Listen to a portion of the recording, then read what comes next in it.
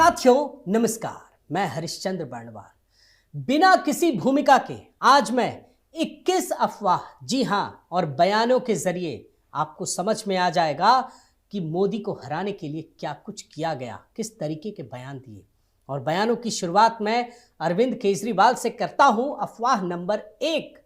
और ये वक्त है दोस्तों 19 जनवरी 2019 का। बड़े ध्यान से सुनिए। जानते हैं, एक रैली में अरविंद केजरीवाल ने यह कहा था कि अगर मोदी और अमित शाह दोबारा 2019 में सत्ता में आ गए तो ये देश नहीं बचेगा, बर्बाद हो जाएगा, टुकड़े टुकड़े में देश हो जाएगा। हुआ क्या? बयान सुनिए। अगर मोदी और अमित शाह दोबारा 2019 में आ गए दोस्तों, ये देश नहीं बचेगा, ये इस देश को बर्बाद कर देंगे, ये इस देश के टुकड़े टुकड़े कर देंगे। देख रहे हैं ना? बड़े ध्यान से सुनिएगा दोस्तों। अफवाह नंबर 2, यही अरविंद केजरीवाल 2019 में यही कहते हैं कि अगर मोदी और अमित शाह की जोड़ी सत्ता में फिर से आ गई तो संविधान बदल देंगे, चुनाव बंद करा देंगे।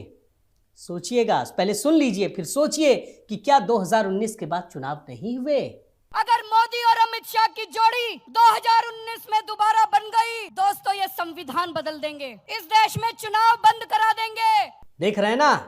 सिर्फ बयान सुना रहा हूं। अफवाह नंबर 3, आइए राहुल गांधी का बयान सुनाता हूं। ये तो कहते हैं कि आने वाले समय में आपको हिंदुस्तान में आग लगी हुई दिखेगी। कैसे पता था इनको? ये भी सुन लीजिए। आने वाले समय में आपको दिखेगा हिंदुस्तान में आग लगेगी। देख रहे हैं ना? अब मैं आपको अफवाह नंबर 4, लालू यादव। 2015 में विधानसभा चुनाव का समय था दोस्तों। जानते हैं, लोगों को भड़का रहे थे कि आरक्षण खत्म हो जाएगा, मोदी जी और भागवत जी, बीजेपी सब आरक्षण खत्म कर देगी, यही बताते थे। बयान सुना रहा हूं, सुन लीजिए। ये मोहन भागवत आरएसएस हमारा आरक्षण खत्म करना चाह रही है। वो जातीय मीटिंग यहाँ करता, सब जगह वो लोग करता। तो हमारा जो बाबा का दिया हुआ जो आरक्षण है, ये कौन होते हैं मोहन भागवत और बीजेपी खत्म करने वाला? खत्म हो गया आरक्षण? सोचिए और फिर इस बयान को याद कीजिए। इसके बाद एक ओवैसी साहब है, उनका बयान सुनाता हूं।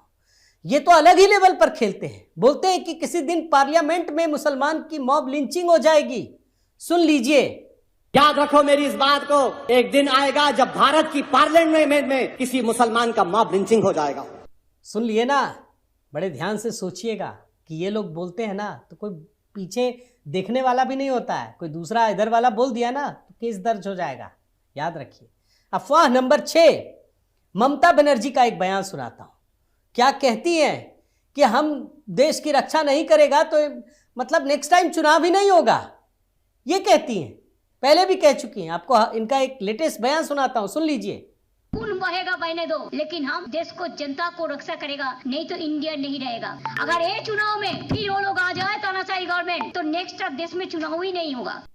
सुन लिया ना आपने? अब आपको संजय राउत, बड़े तेज तर्रार आदमी है, उद्धव साहब के खास आदमी, इंडी अलायंस के भी, ये तो अलग ही लेवल पर खेल रहे हैं। बोल रहे हैं कि चुनाव जीतने के लिए जो राम मंदिर का उद्घाटन होने जा रहा है तो उसमें लोगों को बुलाकर किसी एरिया में ट्रेन में पथराव होगा, आग के गोले छोड़े जाएंगे, दंगे भड़काए जाएंगे।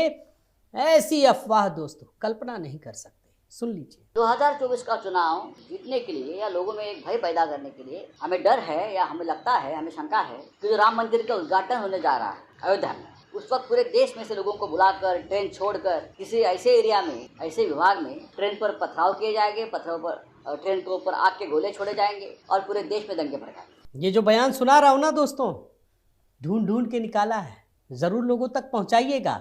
अफवाह नंबर 8 सुनिए। अखिलेश यादव, ये तो बाबा साहेब अंबेडकर का नाम लेते हैं कि जो अधिकार दिए ना वो भाजपा वाले छीन लेंगे, खत्म कर देंगे। सुन लीजिए, वही जो लालू यादव ने 2015 में कहा था। सुनिए। भारतीय जनता पार्टी सत्ता में रही तो जो बाबा साहब भीमराव अम्बेडकर जी ने अधिकार दिए हैं, उन अधिकारों को धीरे धीरे छीन लिया जाएगा। सुनते जाइए, बड़े खजाने में अनमोल चीजें रखा है मैंने, और इसी के लिए मेहनत करनी पड़ती है दोस्तों, आप समझते हैं। अफवाह नंबर 9 पर आइए। राघव चड्ढा बड़े खास हैं, आप शायद भूल गए होंगे। वैक्सीनेशन पर कैसे देशवासियों को गुमराह किया था, मोदी सरकार को बदनाम किया था। जानते हैं, कहते थे कि पूरी आबादी को 15 साल में लगेगा वैक्सीनेशन। पूछिएगा क्यों फैला रहे थे अफवाह, सुन लीजिए। जिस पर हम अपने देशवासियों का टीकाकरण कर रहे हैं, यदि इसी दर पे भारत देश आगे बढ़ता गया तो पूरे देश की आबादी को वैक्सीन करने में लगभग 15 साल लगेंगे। अब ये राघव चड्ढा के बाद एक बार फिर से केजरीवाल का बयान। ये तो माहिर हैं दोस्तों, इनके तो हजारों अफवाह निकल आएंगे, लेकिन फिर भी मैं चुनिंदा आपको सुना रहा हूं। इन्होंने 18 दिसंबर 2019 सीएए को लेकर देश को गुमराह किया, डराया।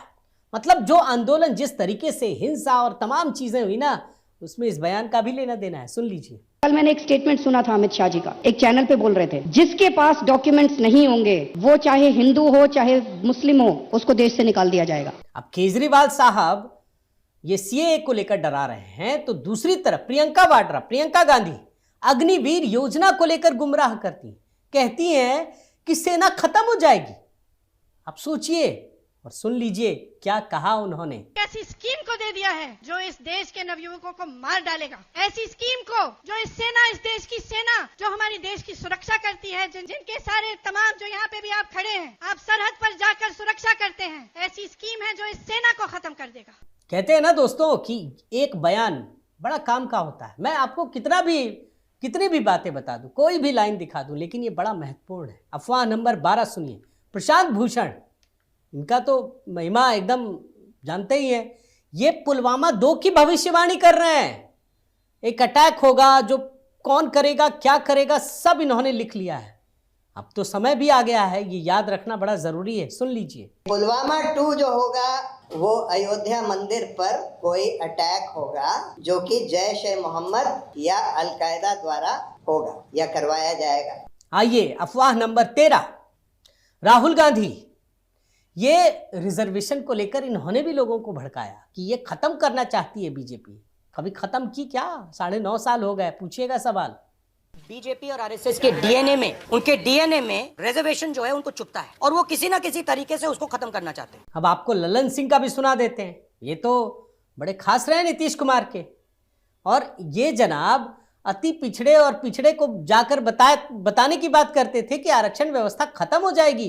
ये पूरा कुनबा कैसे करता था, ये बयान इसलिए सुना रहा हूं दोस्तों ताकि आज आप खड़े हैं जब 2024 में, तो आपको पता तो चले कि क्या आरक्षण खत्म हो गया। सुन लीजिए। जनता दल यूनाइटेड और महागठबंधन अति पिछड़े वर्ग के बीच जाएगी और अति पिछड़े वर्ग को ये बताएगी कि भारतीय जनता पार्टी की केंद्र की सरकार ने किस तरह साजिश किया आरक्षण व्यवस्था को समाप्त करने। देख लिया आपने। अब मैं अरविंद केजरीवाल का एक ऐतिहासिक बयान, आपने इससे पहले कभी नहीं सुना होगा, मैं दावे के साथ कह रहा हूं क्योंकि मैं रिसर्च करके ये मैंने निकाला है।